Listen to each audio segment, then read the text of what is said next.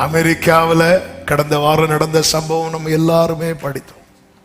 Charlie Kirk என்கிற 31 வயது வாலிபன், அதாவது அவர் இன்னொரு 10 இயர்ஸ் வாழ்ந்திருப்பார்னா, அல்லது ஒரு மேக்சிமம் 15 இயர்ஸ் கூட வாழ்ந்திருப்பார்னா, அடுத்த அமெரிக்க பிரசிடென்ட் ஆகிறதற்கான எல்லா தகுதியும் உள்ளவர். 18 வயசுல ஸ்டார்ட் பண்ணார். வலதுசாரி சார்பாக அந்த அமெரிக்கன் ரைட்ஸ் எல்லாம் பேசினார். ஆனா ஒவ்வொரு இடத்திலையுமே அவர் ஜீசஸை வெளிப்படுத்திட்டே இருந்தார். ஒவ்வொரு இடத்திலையும் அவருக்கு அவருக்கு அவ்வளோ, அதாவது அமெரிக்க பிரசிடென்ட் அவ்வளோ க்ளோஸ்.